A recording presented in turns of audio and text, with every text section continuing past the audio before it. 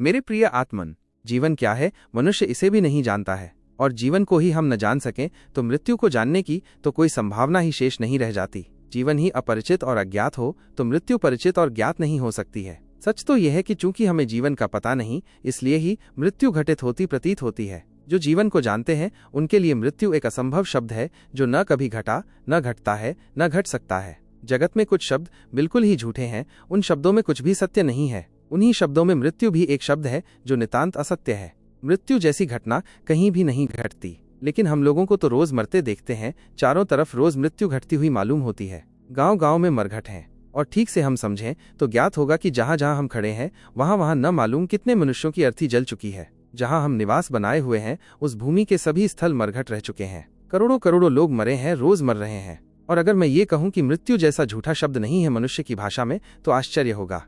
एक फकीर था तिब्बत में, मारपा। उस फकीर के पास कोई गया और पूछने लगा कि मैं जीवन और मृत्यु के संबंध में कुछ पूछने आया हूँ। मारपा बहुत हंसने लगा और उसने कहा, अगर जीवन के संबंध में पूछना हो तो जरूर पूछो, क्योंकि जीवन का मुझे पता है। रही मृत्यु, तो मृत्यु से आज तक मेरा कोई मिलना नहीं हुआ, मेरी कोई पहचान नहीं है। मृत्यु के संबंध में पूछना हो तो उनसे पूछो जो मरे ही हुए हैं या मर चुके हैं। मैं तो जीवन हूँ, मैं जीवन के संबंध में बोल सकता हूँ, बता सकता हूँ। मृत्यु से मेरा कोई परिचय नहीं।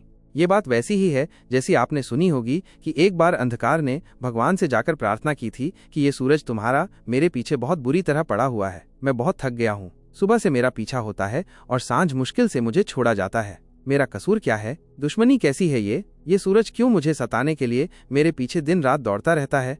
और रात भर में मैं दिन भर की थकान से विश्राम भी नहीं कर पाता हूँ कि फिर सुबह सूरज द्वार पर आकर खड़ा हो जाता है। फिर भागो, फिर बचो। ये अनंत काल से चल रहा है। अब मेरी धैर्य की सीमा आ गई और मैं प्रार्थना करता हूँ इस सूरज को समझा दें। सुनते हैं, भगवान ने सूरज को बुलाया और कहा कि तुम अंधेरे के पीछे क्यों पड़े हो? क्या बिगाड़ा है अंधेरे ने तुम्हारा? क्या है शत्रुता? क्या है शिकायत? सूरज कहने लगा, अंधेरा, अनंत काल हो गया मुझे विश्व का परिभ्रमण करते हुए, लेकिन अब तक अंधेरे से मेरी कोई मुलाकात नहीं हुई। अंधेरे को मैं जानता ही नहीं। कहाँ है अंधेरा? आप उसे मेरे सामने बुला दें तो मैं क्षमा भी मांग लूं और आगे के लिए पहचान लूं कि वह कौन है, ताकि उसके प्रति कोई भूल न हो सके। इस बात को हुए भी अनंत काल हो गए। भगवान की फाइल में ये बात वहीं की वहीं पड़ी है। वो अब तक अंधेरे को सूरज के सामने नहीं बुला सके हैं, नहीं बुला सकेंगे। ये मामला हल नहीं होने का है। सूरज के सामने अंधकार कैसे बुलाया जा सकता है? अंधकार की कोई सत्ता ही नहीं है, कोई एग्जिस्टेंस नहीं है। अंधकार की कोई पॉजिटिव, कोई विधायक स्थिति नहीं है। अंधकार तो सिर्फ प्रकाश के अभाव का नाम है। वो तो प्रकाश की गैर मौजूदगी है, वो तो एब्सेंस है, वो तो अनुपस्थिति है। तो सूरज के सामने ही सूरज की अनुपस्थिति को कैसे बुलाया जा सकता है? नहीं, अंधकार को सूरज के सामने नहीं लाया जा सकता है। सूरज तो बहुत बड़ा है। एक छोटे से दिए के सामने भी अंधकार को लाना मुश्किल है। दिए के प्रकाश के घेरे में अंधकार का प्रवेश मुश्किल है। दिए के सामने मुठभेड़ मुश्किल है। प्रकाश है जावा, वहां अंधकार कैसे आ सकता है? जीवन है जहां, वहां मृत्यु कैसे आ सकती है? या तो जीवन है ही नहीं और या फिर मृत्यु नहीं है। दोनों बातें एक साथ नहीं हो सकती।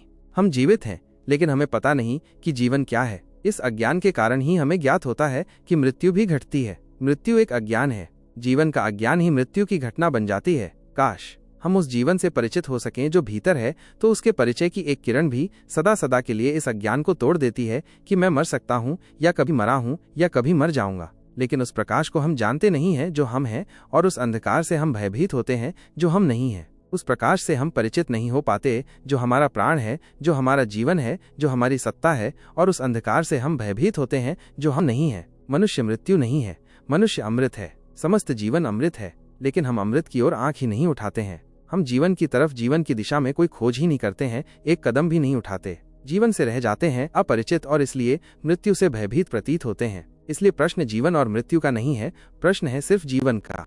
मुझे कहा गया है कि मैं जीवन और मृत्यु के संबंध में बोलूं, या संभव है बात? प्रश्न तो है सिर्फ जीवन का, और मृत्यु जैसी कोई चीज ही नहीं है। जीवन ज्ञात होता है तो जीवन रह जाता है, और जीवन ज्ञात नहीं होता तो सिर्फ मृत्यु रह जाती है। जीवन और मृत्यु दोनों एक साथ कभी भी समस्या की तरह खड़े नहीं होते। या तो हमें पता है कि हम जीवन है तो फिर मृत्यु नहीं है, और या हमें पता नहीं है कि हम जीवन है तो फिर मृत्यु ही है, जीवन नहीं है। ये दोनों बातें एक साथ मौजूद नहीं होती हैं, नहीं हो सकती हैं। लेकिन हम सारे लोग तो मृत्यु से भयभीत हैं।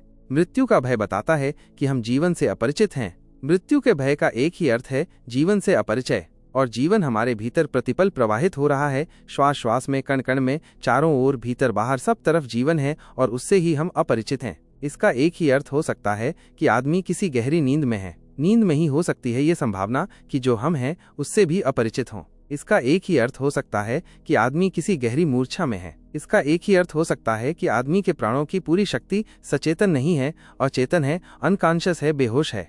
एक आदमी सोया हो तो उसे फिर कुछ भी पता नहीं रह जाता कि मैं कौन हूँ, क्या हूँ, कहाँ से हूँ। नींद के अंधकार में सब डूब जाता है और उसे कुछ पता नहीं रह जाता कि मैं हूँ भी या नहीं हूँ। नींद का पता भी उसे तब चलता है जब वो जागता है, तब उसे पता चलता है कि मैं सोया था। नींद में तो इसका भी पता नहीं चलता कि मैं सोया हूँ। जब नहीं सोया था तब पता चलता था कि मैं सोने जा रहा हूँ। जब तक जागा हुआ था तब तक पता था कि मैं अभी जागा हुआ हूँ, सोया हुआ नहीं हूँ। जैसे ही सो गया उसे ये भी पता नहीं चलता कि मैं सो गया हूँ, क्योंकि अगर ये पता चलता रहे कि मैं सो गया हूँ तो उसका ये अर्थ है कि आदमी जागा हुआ है, सोया हुआ नहीं है। नींद चली जाती है तब पता चलता है कि मैं सोया था, लेकिन नींद में पता नहीं चलता कि मैं हूँ भी या नहीं हूँ। जरूर मनुष्य को कुछ भी पता नहीं चलता है कि मैं हूँ या नहीं हूँ या क्या हूँ। इसका एक ही अर्थ हो सकता है कि कोई बहुत गहरी आध्यात्मिक नींद, कोई स्पिरिचुअल हिप्नोटिक स्लीप, कोई आध्यात्मिक सम्मोहन की तंद्रा मनुष्य को घेरे हुए है। इसलिए उसे जीवन का ही पता नहीं चलता कि जीवन क्या है।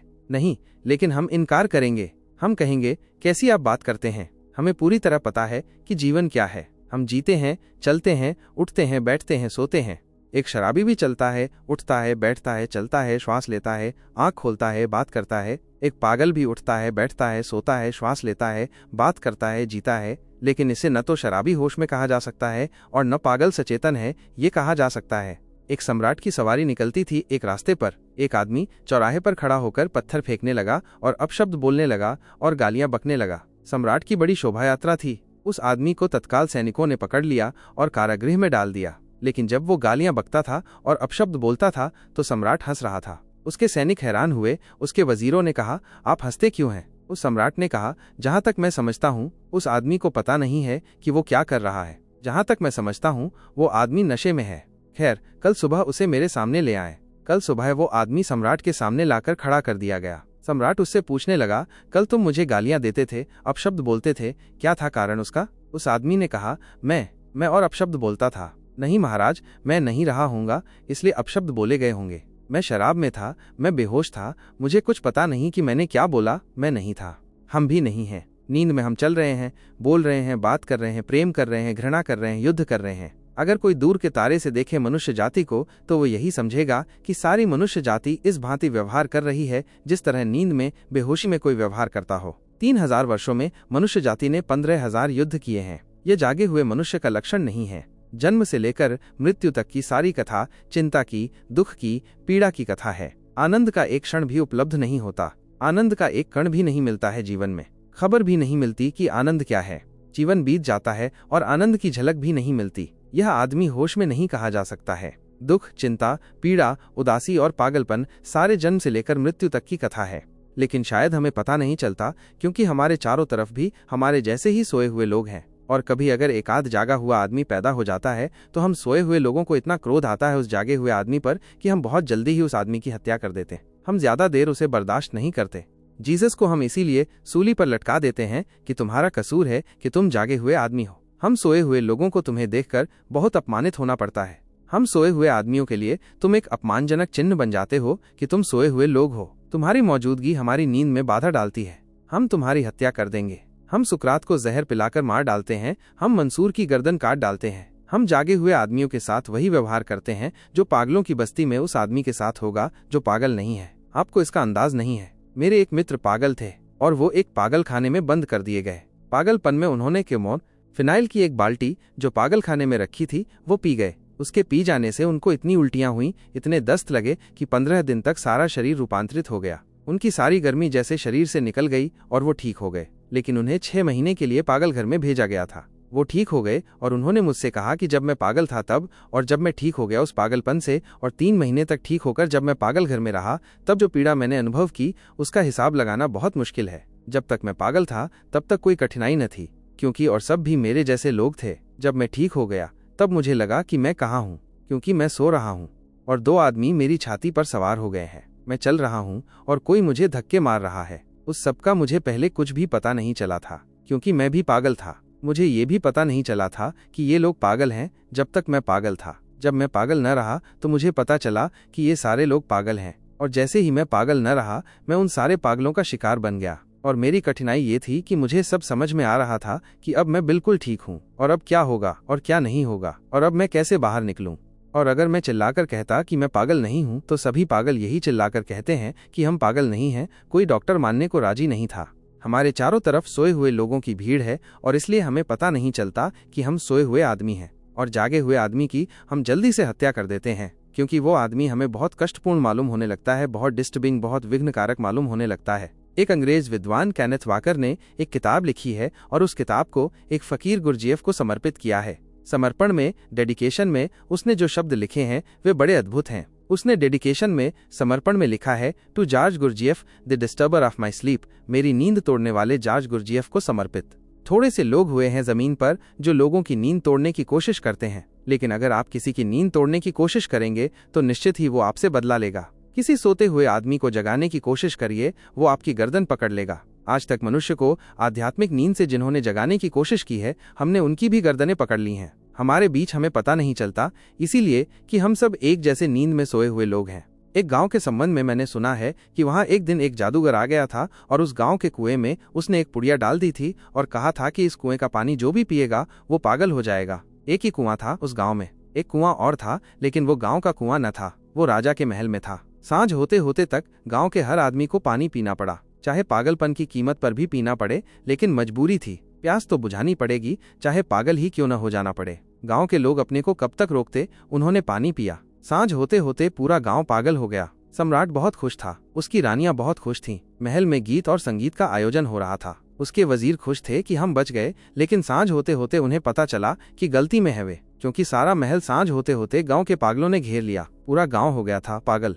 राजा के पहरेदार और सैनिक भी हो गए पागल। सारे गांव ने राजा के महल को घेर कर आवाज लगाई कि मालूम होता है कि राजा का दिमाग खराब हो गया है। हम ऐसे पागल राजा को सिंहासन पर बर्दाश्त नहीं कर सकते। महल के ऊपर खड़े होकर राजा ने देखा कि बचाव का अब कोई उपाय नहीं है। राजा अपने वजीर से पूछने लगा कि अब क्या होगा। हम तो सोचते थे कि भाग्यवान हैं हम कि हमारे पास अपना कुआं है, आज ये महंगा पड़ गया है। सभी राजाओं को एक न एक दिन अलग कुआं महंगा पड़ता है, सारी दुनिया में पड़ रहा है। जो अभी भी राजा है, कल उनको भी कुआं महंगा पड़ेगा। अलग कुआं खतरनाक है।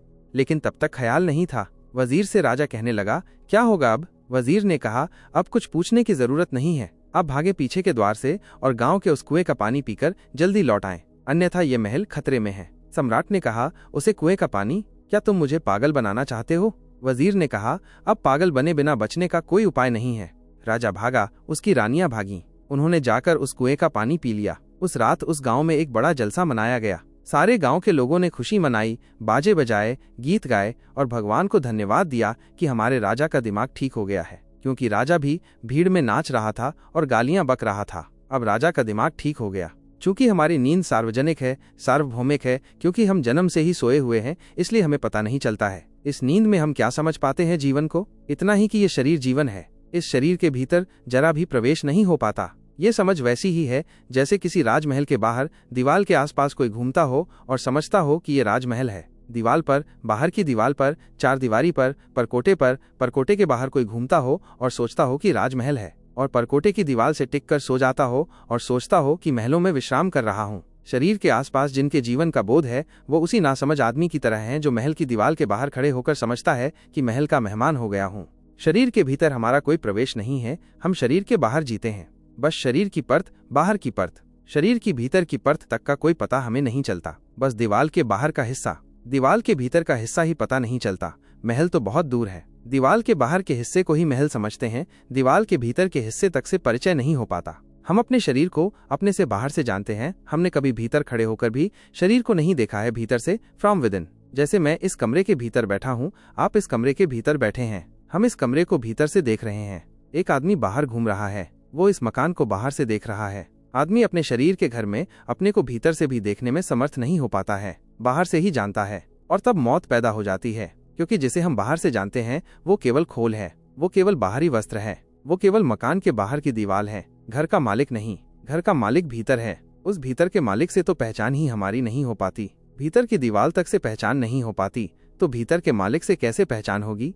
ये जो जीवन का अनुभव है फ्रॉम विदाउट, बाहर से, यह जीवन का अनुभव ही मृत्यु का अनुभव बनता है। यह जीवन का अनुभव जिस दिन हाथ से खिसक जाता है, क्योंकि जिस दिन इस घर को छोड़कर भीतर के प्राण सिकुड़ते हैं और बाहर की दीवार से चेतना भीतर चली जाती है, उसी दिन बाहर के लोगों को पता चलता है कि मर गया ये आदमी, और उस आदमी को भी लगता है कि मरा मरा मरा, क्योंकि जिसे वो जीवन समझता था वहां से चेतना भीतर सरकने लगती है। जिस तल पर उसे ज्ञात था कि ये जीवन है, उस तल से चेतना भीतर सरकने लगती है नई यात्रा की तैयारी में, और उसके प्राण चिल्लाने लगते हैं कि मरा गया, सब डूबता है, क्योंकि जिसे वो समझता था कि मैं जीवन हूँ वो डूब रहा है, वो छूट रहा है। बाहर के लोग समझते हैं कि ये आदमी मर गया, और वो आदमी भी मरते क्षण में, इस मरने के क्षण में, इस बदलाहट के क्षण में समझता है कि मैं मरा, मैं मरा, मैं मरा, मैं गया। ये जो देह है हमारी, ये जो शरीर है, ये शरीर हमारा वास्तविक होना नहीं है, ये हमारी ऑथेंटिक बीइंग नहीं है।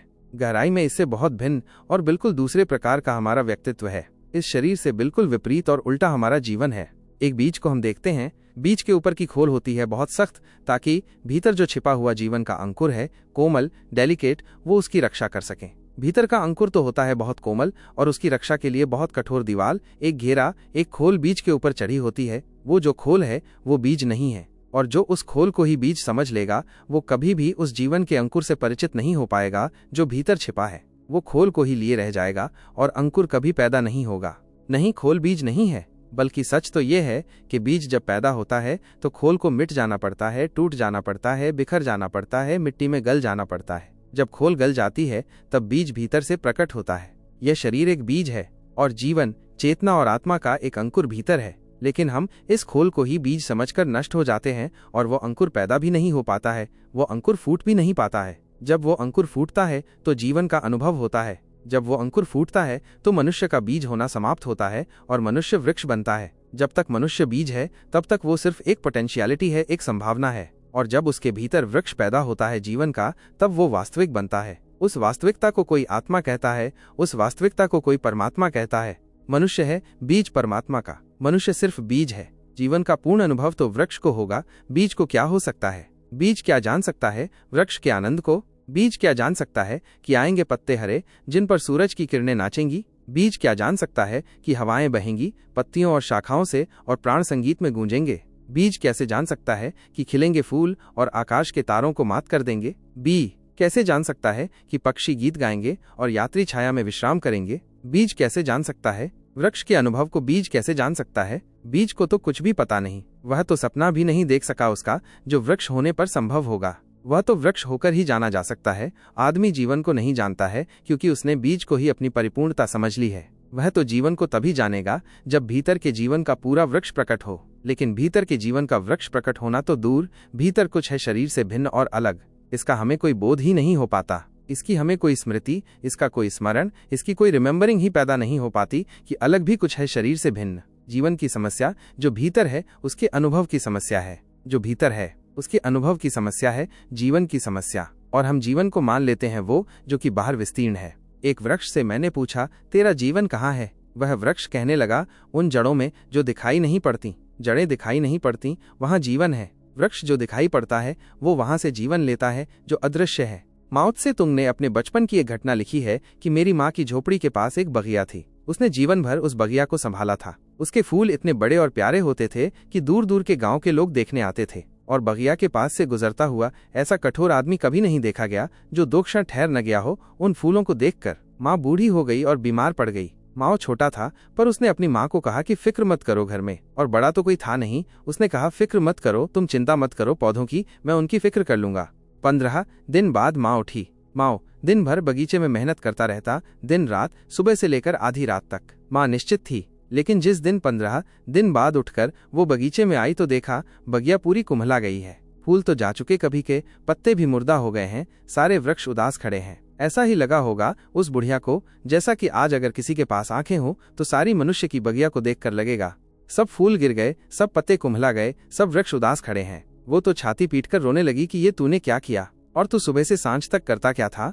माओ भी रोने लगा। उसने कहा कि मैंने बहुत कुछ किया जो मैं कर सकता था। एक एक फूल की धूल झाड़ता था, एक एक पत्ते की धूल झाड़ता था, एक एक फूल को चूमता था, एक एक फूल पर पानी छिड़कता था। पता नहीं लेकिन क्या हुआ, इतना श्रम और सारे वृक्ष कुम्हला गए हैं। उसकी माँ रोने में भी हंसने लगी। उसने कहा, पागल, शायद तुझे पता नहीं कि वृक्षों के प्राण पत्तों और फूलों में नहीं होते। वृक्षों के प्राण जड़ों में होते हैं जो दिखाई नहीं पड़ती। तू फूल और पत्तों को पानी देगा, तू फूल और पत्तों को चूमेगा और प्रेम करेगा तो सब निरर्थक है। फूल पत्ते की फिक्र ही मत कर। अगर अदृश्य जड़ें शक्तिशाली होती चली जाती हैं तो फूल पत्ते अपने से निकल आते हैं, उनकी चिंता नहीं करनी पड़ती है। लेकिन आदमियों ने जीवन को समझा है, बाहर का सारा फूल पत्ते का जो फैलाव है वो, और भीतर की जड़ें बिल्कुल उपेक्षित हैं, निग्लेक्टेड हैं। आदमी के भीतर की जड़ें बिल्कुल ही उपेक्षित पड़ी हैं। स्मरण भी नहीं कि भीतर भी मैं कुछ हूँ, और जो भी है वो भीतर है। सत्य भीतर है, शक्ति भीतर है, जीवन की सारी क्षमता भीतर है। वहां से वो प्रकट हो सकती है बाहर। बाहर प्रकटीकरण होता है, होना भीतर है, बीइंग भीतर है, बिकमिंग बाहर होती है। वो जो वास्तविक है वो भीतर है, जो फैलता है और अभिव्यक्त होता है, मैनिफेस्टेशन जो है वो बाहर है। बाहर है अभिव्यक्ति, आत्मा तो भीतर है। और बाहर की अभिव्यक्ति को ही जो जीवन समझ लेते हैं, उनका सारा जीवन मृत्यु के भय से आक्रांत होता है। वे जीते हैं तो भी मरे मरे और डरे हुए कि कभी भी मर जाएंगे, किसी भी क्षण मर जाएंगे। और यही मरने से डरे हुए लोग किसी की मौत पर रोते और परेशान होते हैं। ये किसी और की मौत पर रोते और परेशान नहीं हो रहे हैं, हर मौत इन्हें इनकी मौत की खबर ले आती है। हर मौत इन्हें खबर लाती है इनकी मौत की। और जो अपने हैं, बहुत निकट हैं, उनकी मौत तो बहुत जोर से खबर लाती है अपनी मौत की। और तब प्राण भीतर कंप जाते हैं, तब भय पकड़ लेता है, तब कंपन पकड़ लेता है। और उस कंपन में, उस भय में आदमी अच्छी अच्छी बातें सोचता है। आत्मा अमर है, हम तो भगवान के अंश हैं, हम तो ब्रह्म के स्वरूप हैं। ये सब बकवास की बातें हैं और ये अपने को धोखा देने से ज्यादा नहीं है, सेल्फ डिसेप्शन है। ये मौत से डरा हुआ आदमी अपने को मजबूत करने के लिए दोहराता है कि आत्मा अमर है। वो ये कह रहा है कि नहीं नहीं, मुझे नहीं मरना पड़ेगा, आत्मा अमर है। लेकिन भीतर प्राण कंप रहे हैं और वो ऊपर से कह रहा है कि आत्मा अमर है। जो आदमी जानता है कि आत्मा अमर है, उसे एक बार भी ये दोहराने की जरूरत नहीं है कि आत्मा अमर है, क्योंकि वो जानता है बात खत्म हो गई। लेकिन ये मौत से डरने वाले लोग मौत से डरते हैं, जीवन को जान नहीं पाते हैं और फिर बीच में एक नई तरकीब और एक नया धोखा पैदा करते हैं कि आत्मा अमर है। इसीलिए तो आत्मा को अमर मानने वाले लोगों से ज्यादा मौत से डरने वाली कौम खोजनी कठिन है। इस देश में ही ये दुर्भाग्य घटित हुआ है। इस देश में आत्मा की अमरता मानने वाले सर्वाधिक लोग हैं पृथ्वी पर, और इस देश में मौत से डरने वाले कायरों की संख्या भी सर्वाधिक है। ये दोनों बातें एक साथ कैसे हो गईं? जो जानते हैं कि आत्मा अमर है, उनके लिए तो मृत्यु हो गई समाप्त, उनके लिए तो भय हो गया विसर्जित। उन्हें तो अब कोई मार नहीं सकता, उन्हें तो अब कोई नहीं मार सकता। और दूसरी बात भी ध्यान में ले लेना, न उन्हें कोई मार सकता है और न अब वे इस भ्रम में हो सकते हैं कि मैं किसी को मार सकता हूँ, क्योंकि मारने की घटना ही खत्म हो गई। और इस राज को थोड़ा समझ लेना जरूरी है। जो लोग कहेंगे आत्मा अमर है, वे मौत से डरे हुए हैं और दोहरा रहे हैं कि आत्मा अमर है। और साथ ही ऐसे मौत से डरने वाले लोग अहिंसा की भी बहुत बात करेंगे। इसलिए नहीं कि वे किसी को न मारें, बल्कि इसलिए कि बहुत गहरे में कोई उन्हें मारने को तैयार न हो जाए। दुनिया अहिंसक होनी चाहिए। क्यों कहेंगे तो वे यही कि किसी को भी मारना बुरा है, लेकिन बहुत गहरे में वे ये कह रहे हैं कि कोई मुझे मार न डाले। किसी को भी मारना बुरा है, लेकिन अगर उन्हें पता चल गया है कि मृत्यु होती ही नहीं, तो न मरने का डर है, न मारने का डर है, और न ये बातें अर्थपूर्ण रह गईं। कृष्ण ने कहा अर्जुन से कि तू भयभीत मत हो, क्योंकि तू जिन्हें सामने खड़ा देख रहा है वे बहुत बार रहे हैं पहले भी। तू भी था, मैं भी था, हम सब बहुत बार थे और हम सब बहुत बार होंगे। जगत में कुछ भी नष्ट नहीं होता, इसलिए न मरने का डर नहीं है, न मारने का डर है। सवाल है जीवन को जीने का। और जो मरने और मारने दोनों से डरते हैं, वे जीवन की दृष्टि में एकदम नपुंसक और इम्पोर्टेंट हो जाते हैं। जो न मर सकता है, न मार सकता है, वो जानता ही नहीं कि जो है वो न मारा जा सकता है, न मर सकता है। कैसी होगी वो दुनिया जिस दिन सारा जगत जानेगा भीतर से कि आत्मा अमर है। उस दिन मृत्यु का सारा भयम विलीन हो जाएगा। उस दिन मरने का भय भी विलीन हो जाएगा, मारने की धमकी भी विलीन हो जाएगी। उसी दिन युद्ध विलीन होंगे, उसके पहले नहीं। जब तक आदमी को लगता है कि मारा जा सकता है, मर सकता हूँ, तब तक दुनिया से युद्ध विलीन नहीं हो सकते। चाहे गांधी समझाएं अहिंसा, और चाहे बुद्ध, और चाहे महावीर, चाहे सारी दुनिया में अहिंसा के कितने ही पाठ पढ़ाए जाएं। जब तक मनुष्य को भीतर से ये अनुभव पैदा नहीं हो जाता कि जो है वो अमृत है, तब तक दुनिया में युद्ध बंद नहीं हो सकते। वे जिनके हाथों में तलवारें दिखती हैं, ये मत समझ लेना कि वे बहुत बहादुर लोग हैं। तलवार सबूत है कि ये आदमी भीतर से डरपोक है, कायर है, कावर्ड है। चौरस्तों पर जिनकी मूर्तियां बनाते हैं तलवारें हाथ में लेकर, वे कायरों की मूर्तियां हैं। बहादुर के हाथ में तलवार की कोई जरूरत नहीं है, क्योंकि वो जानता है कि मरना और मारना दोनों बच्चों की बातें हैं। लेकिन एक अद्भुत प्रवंचना आदमी पैदा करता है। जिन बातों को वो नहीं जानता है, उन बातों को भी वो दिखाने की इस भांति कोशिश करता है कि जैसे हम जानते हैं। भय के कारण भीतर है भय, भीतर वो जानता है कि मरना पड़ेगा, लोग रोज मर रहे हैं। भीतर वो देखता है कि शरीर क्षीण हो रहा है, जवानी गई, बुढ़ापा आ रहा है। देखता है कि शरीर जा रहा है, लेकिन भीतर दोहरा रहा है कि आत्मा अजर अमर है। वो अपना विश्वास जुटाने की कोशिश कर रहा है, हिम्मत जुटाने की कोशिश कर रहा है कि मत घबराओ, मत घबराओ। मौत तो है, लेकिन नहीं नहीं, ऋषि मुनि कहते हैं कि आत्मा अमर है। मौत से डरने वाले लोग ऐसे ऋषि मुनियों के आसपास इकट्ठे हो जाते हैं और भीड़ कर लेते हैं जो आत्मा की अमरता की बातें करते हैं। मैं ये नहीं कह रहा हूँ कि आत्मा अमर नहीं है, मैं ये कह रहा हूँ कि आत्मा की अमरता का सिद्धांत मौत से डरने वाले लोगों का सिद्धांत है। आत्मा की अमरता को जानना बिल्कुल दूसरी बात है, और ये भी ध्यान रहे कि आत्मा की अमरता को वे ही जान सकते हैं जो जीते जी मरने का प्रयोग कर लेते हैं। उसके अतिरिक्त कोई जानने का उपाय नहीं। इसे थोड़ा समझ लेना जरूरी है। मौत में होता क्या है? प्राणों की सारी ऊर्जा जो बाहर फैली हुई है, विस्तीर्ण है, वो वापस सिकुड़ती है, अपने केंद्र पे पहुंचती है। जो ऊर्जा प्राणों की सारे शरीर के कोने कोने तक फैली हुई है, वो सारी ऊर्जा वापस सिकुड़ती है, बीज में वापस लौटती है। जैसे एक दिए को हम मंदा करते जाएं, धीमा करते जाएं, तो फैला हुआ प्रकाश सिकुड़ आएगा, अंधकार घिरने लगेगा। प्रकाश सिकुड़कर फिर दिए के पास आ जाएगा। अगर हम और धीमा करते जाएं और धीमा करते जाएं तो फिर प्रकाश बीज रूप में अनुरूप में निहित हो जाएगा, अंधकार घेर लेगा। प्राणों की जो ऊर्जा फैली हुई है जीवन की, वो सिकुड़ती है, वापस लौटती है अपने केंद्र पर, नई यात्रा के लिए, फिर बीज बनती है, फिर अणु बनती है। ये जो सिकुड़ाव है, इसी सिकुड़ाव से, इसी संकुचन से पता चलता है कि मैं मरा, क्योंकि जिसे मैं जीवन समझता था वो जा रहा है, सब छूट रहा है। हाथ पैर शिथिल होने लगे, श्वास खोने लगी, आंखों ने देखना बंद कर दिया, कानों ने सुनना बंद कर दिया। ये सारी इंद्रियां, ये सारा शरीर तो किसी ऊर्जा के साथ संयुक्त होने के कारण जीवंत था। ऊर्जा वापस लौटने लगी है। देह तो मुर्दा है, वो फिर मुर्दा रह गई। घर का मालिक घर छोड़ने की तैयारी करने लगा, घर उदास हो गया, निर्जन हो गया, लगता है कि मरा मैं। मृत्यु के इस क्षण में पता चलता है कि जा रहा हूँ, डूब रहा हूँ, समाप्त हो रहा हूँ। और इस घबराहट के कारण कि मैं मर रहा हूँ, इस चिंता और उदासी के कारण, इस पीड़ा, इस एंग्विश के कारण, ये एंग्जाइटी कि मैं मर रहा हूँ, समाप्त हो रहा हूँ, ये इतनी ज्यादा चिंता पैदा कर देती है मन में कि वो उस मृत्यु के अनुभव को भी जानने से वंचित रह जाता है। जानने के लिए चाहिए शांति। हो जाता है इतना अशांत कि मृत्यु को जान नहीं पाता। बहुत बार हम मर चुके हैं, अनंत बार, लेकिन हम अभी तक मृत्यु को जान नहीं पाए, क्योंकि हर बार जब मरने की घड़ी आई है तब फिर हम इतने व्याकुल और बेचैन और परेशान हो गए हैं कि उस बेचैनी और परेशानी में कैसा जानना, कैसा ज्ञान। हर बार मौत आके गुजर गई है हमारे आसपास से, लेकिन हम फिर भी अपरिचित रह गए हैं उससे। नहीं, मरने के क्षण में नहीं जाना जा सकता है मौत को, लेकिन आयोजित मौत हो सकती है। आयोजित मौत को ही ध्यान कहते हैं, योग कहते हैं, समाधि कहते हैं। समाधि का एक ही अर्थ है कि जो घटना मृत्यु में अपने आप घटती है, समाधि में साधक चेष्टा और प्रयास से सारे जीवन की ऊर्जा को सिकोड़कर भीतर ले जाता है, जानते हुए निश्चित ही अशांत होने का कोई कारण नहीं है, क्योंकि वो प्रयोग कर रहा है भीतर ले जाने का, चेतना को सिकोड़ने का। वो शांत मन से चेतना को भीतर सिकोड़ता है। जो मौत करती है उसे वो खुद करता है, और इस शांति में वो जान पाता है कि जीवन ऊर्जा अलग बात है, शरीर अलग बात है। वो जो बल्ब जिससे बिजली प्रकट हो रही है अलग बात है, और वो जो बिजली प्रकट हो रही है वो अलग बात है। बिजली सिकुड़ जाती है, बल्ब निर्जीव होकर पड़ा रह जाता है।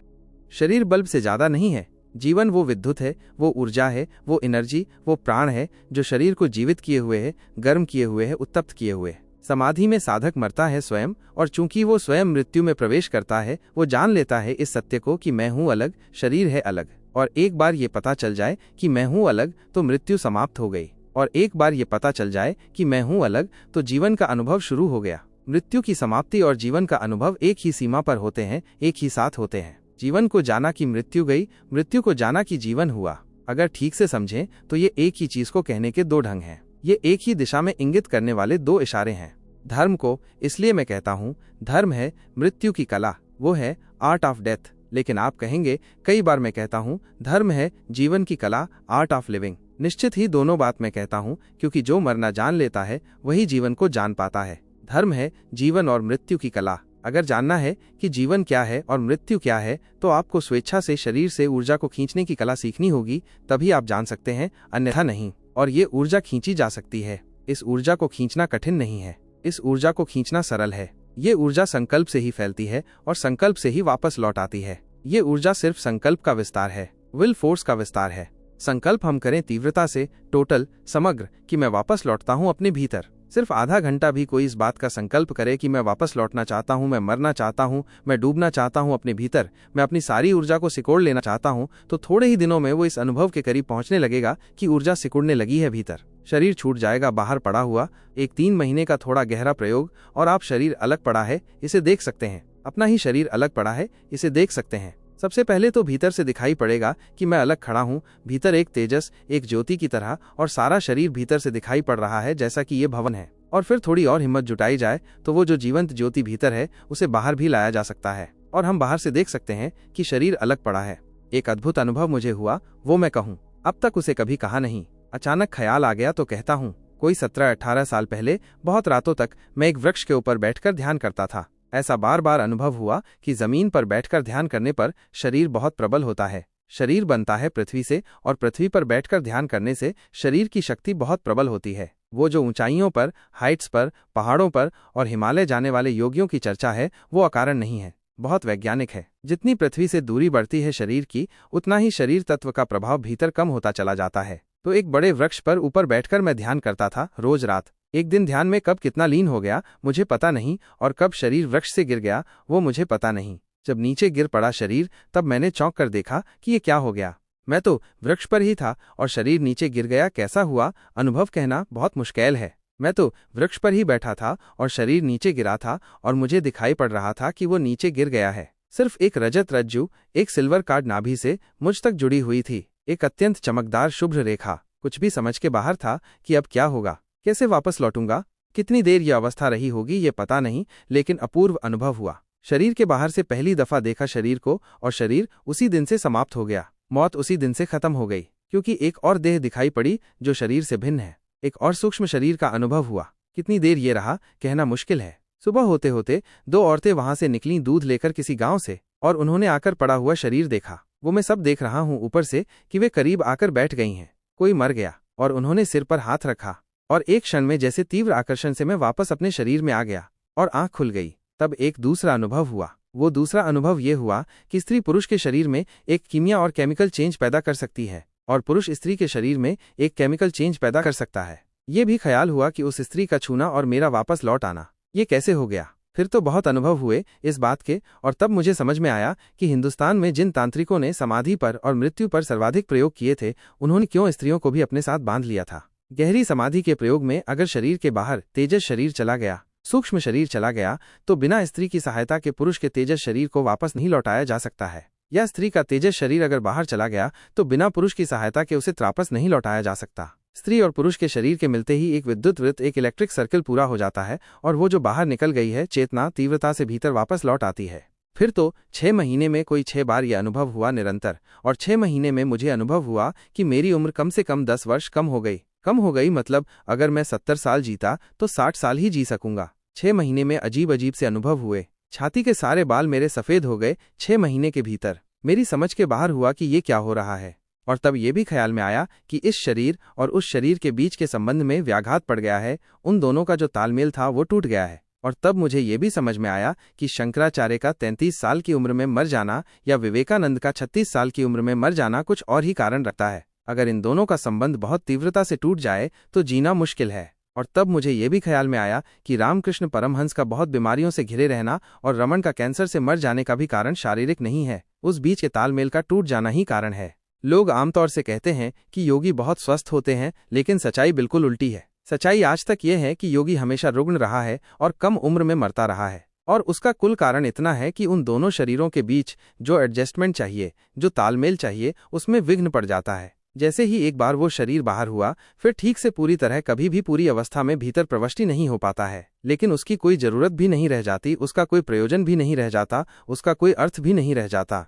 संकल्प से भीतर खींची जा सकती है ऊर्जा, सिर्फ संकल्प से, सिर्फ ये धारणा, सिर्फ ये भावना कि मैं अंदर वापस लौट आऊं, वापस लौट आऊं, वापस लौट आऊं। इसकी तीव्र पुकार, इसका तीव्र आंदोलन, पूरे प्राण इससे भर जाएं कि मैं भीतर वापस लौट आऊं, मैं केंद्र पर वापस लौट आऊं, मैं वापस लौट आऊं, मैं वापस लौट आऊं, मैं वापस लौट आऊं। इसकी इतनी तीव्र पुकार कि ये सारे कण कण में शरीर के गूंज जाए, श्वास श्वास को पकड़ ले। और किसी भी दिन ये घटना घट जाती है कि एक झटके के साथ आप भीतर पहुंच जाते हैं और पहली दफा फ्रॉम विदिन शरीर को देखते हैं।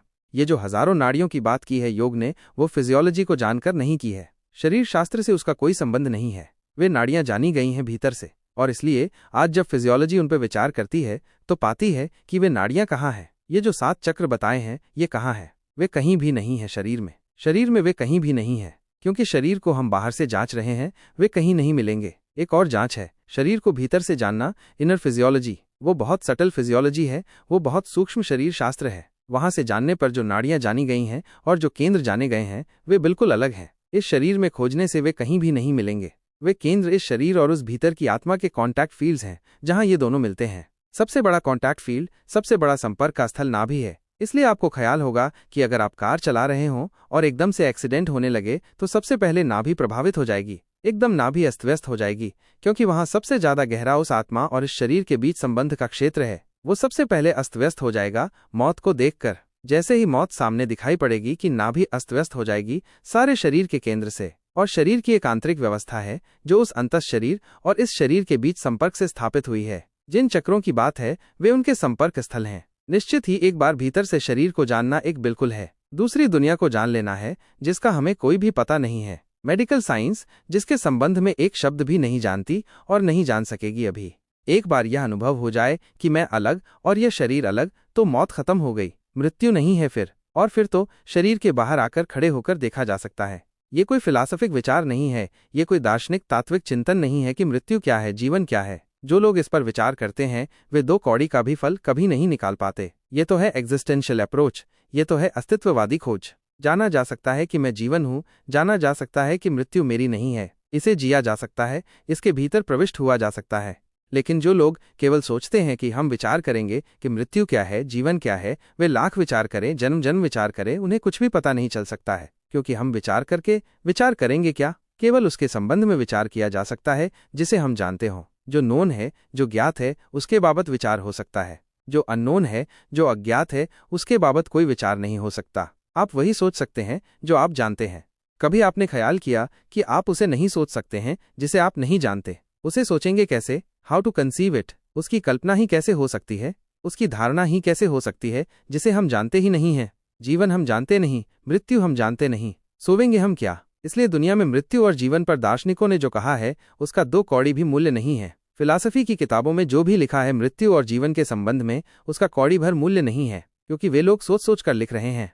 सोचकर लिखने का कोई सवाल नहीं है। सिर्फ योग ने जो कहा है जीवन और मृत्यु के संबंध में, उसके अतिरिक्त आज तक सिर्फ शब्दों का खेल हुआ है। क्योंकि योग जो कह रहा है वो एक एग्जिस्टेंशियल, एक लिविंग, एक जीवंत अनुभव की बात है। आत्मा अमर है, ये कोई सिद्धांत, कोई थ्योरी, कोई आइडियोलॉजी नहीं है। ये कुछ लोगों का अनुभव है, और अनुभव की तरफ जाना हो तो ही अनुभव हल कर सकता है इस समस्या को कि क्या है जीवन, क्या है मौत। और जैसे ही ये अनुभव होगा, ज्ञात होगा कि जीवन है, मौत नहीं है, जीवन ही है, मृत्यु है ही नहीं, फिर हम कहेंगे लेकिन ये मृत्यु तो घट जाती है। उसका कुल मतलब इतना है कि जिस घर में हम निवास करते थे उस घर को छोड़कर दूसरे घर की यात्रा शुरू हो जाती है। जिस घर में हम रह रहे थे उस घर से हम दूसरे घर की तरफ यात्रा करते हैं। घर की सीमा है, घर की सामर्थ्य है। घर एक यंत्र है, यंत्र थक जाता है, जीर्ण हो जाता है और हमें पार हो जाना होता है। अगर विज्ञान ने व्यवस्था कर ली तो आदमी के शरीर को 100, 200, 300 वर्ष भी जलाया जा सकता है, लेकिन उससे यह सिद्ध नहीं होगा कि आत्मा नहीं है। उससे सिर्फ इतना ही सिद्ध होगा कि आत्मा को कल तक घर बदलने पड़ते थे, अब विज्ञान ने पुराने ही घर को फिर से ठीक कर देने की व्यवस्था कर दी है। उससे यह सिद्ध नहीं होगा, इस भूल में कोई वैज्ञानिक न रहे कि हम आदमी की उम्र अगर 500 वर्ष कर लेंगे, 1000 वर्ष कर लेंगे तो हमने सिद्ध कर दिया कि आदमी के भीतर कोई आत्मा नहीं है। नहीं, इससे कुछ भी सिद्ध नहीं होता। इससे इतना ही सिद्ध होता है कि मैकेनिज्म शरीर का जो था उसे आत्मा को इसीलिए बदलना पड़ता था कि वह जराजीर्ण हो गया था। अगर उसको रिप्लेस किया जा सकता है, हृदय बदला जा सकता है, आंख बदली जा सकती है, हाथ पैर बदले जा सकते हैं, तो आत्मा को शरीर बदलने की कोई जरूरत न रही। पुराने घर से ही काम चल जाएगा, रिपेयरमेंट हो गया। उससे कोई आत्मा नहीं है, ये दूर से भी सिद्ध नहीं होता। और ये भी हो सकता है कि कल विज्ञान टेस्ट ट्यूब में जन्म दे सके, जीवन को पैदा कर सके, और तब शायद वैज्ञानिक इस भ्रम में पड़ गया कि हमने जीवन को जन्म दे लिया। वो भी गलत है। ये भी मैं कह देना चाहता हूँ कि उससे भी कुछ सिद्ध नहीं होता। माँ और बाप मिलकर क्या करते हैं? एक पुरुष और एक स्त्री मिलकर क्या करते हैं? स्त्री के पेट में आत्मा को जन्म नहीं देते। They just create a situation. वे सिर्फ एक अवसर पैदा करते हैं जिसमें आत्मा प्रविष्ट हो सकती है। माँ का और पिता का अणु मिलकर एक अपॉर्चुनिटी, एक अवसर, एक सिचुएशन पैदा करते हैं जिसमें आत्मा प्रवेश पा सकती है। कल ये हो सकता है कि हम टेस्ट ट्यूब में ये सिचुएशन पैदा कर दें। इससे कोई आत्मा पैदा नहीं हो रही है। माँ का पेट भी तो एक टेस्ट ट्यूब है, एक यांत्रिक व्यवस्था, वो प्राकृतिक है। कल विज्ञान ये कर सकता है कि प्रयोगशाला में जिन जिन रासायनिक तत्वों से पुरुष का वीर्याणु बनता है और स्त्री का अणु बनता है, उन रासायनिक तत्वों की पूरी खोज और प्रोटोप्लाज्म की पूरी जानकारी से ये हो सकता है कि हम टेस्ट ट्यूब में रासायनिक व्यवस्था कर लें। तब जो आत्माएं कल तक माँ के पेट में प्रविष्ट होती थीं, वे टेस्ट ट्यूब में प्रविष्ट हो जाएंगी। लेकिन आत्मा पैदा नहीं हो रही है। आत्मा अब भी आ रही है। जन्म की घटना दोहरी घटना है, शरीर की तैयारी और आत्मा का आगमन, आत्मा का उतरना। आत्मा के संबंध में आने वाले दिन बहुत खतरनाक और अंधकारपूर्ण होने वाले हैं, क्योंकि विज्ञान की प्रत्येक घोषणा आदमी को यह विश्वास दिला देगी कि आत्मा नहीं है। इससे आत्मा असिद्ध नहीं होगी, इससे सिर्फ आदमी के भीतर जाने का जो संकल्प था वो क्षीण होगा। अगर आदमी को ये समझ में आने लगे कि ठीक है, उम्र बढ़ गई, बच्चे टेस्ट ट्यूब में पैदा होने लगे, अब कहाँ है आत्मा, इससे आत्मा असिद्ध नहीं होगी, इससे सिर्फ आदमी का जो प्रयास चलता था अंतस की खोज का वो बंद हो जाएगा। और यह बहुत दुर्भाग्य की घटना घटने वाली है जो आने वाले 50 वर्षों में घटेगी। इधर पिछले 50 वर्षों में उसकी भूमिका तैयार हो गई है। दुनिया में आज तक पृथ्वी पे दीन लोग रहे हैं, दरिद्र लोग रहे हैं, दुखी लोग रहे हैं, बीमार लोग रहे हैं, उनकी उम्र कम थी, उनके पास भोजन न था, अच्छा कपड़े न थे अच्छे, लेकिन आत्मा की दृष्टि से दरिद्र लोगों की संख्या जितनी आज है उतनी कभी भी नहीं थी। और उसका कुल एक ही कारण है कि भीतर कुछ है ही नहीं, तो भीतर जाने का सवाल क्या है। एक बार अगर मनुष्य जाति को यह विश्वास आ गया कि भीतर कुछ है ही नहीं, तो वहां जाने का सवाल खत्म हो जाता है।